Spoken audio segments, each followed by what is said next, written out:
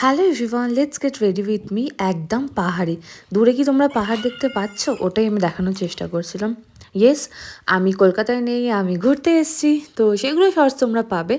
তো চলো প্রথমে গেট রেডি উইথ মি করে নিই। পাহাড়ে যেহেতু এসেছি, শুদ্ধ গ্লোয়িং স্কিন থাকবে অ্যান্ড খুব ভালোভাবে স্কিন কেয়ার করতে হবে যাতে স্কিনটা গ্লো করে। অ্যান্ড অফকোর্স সানস্ক্রিন ভুললে কিন্তু চলবে না।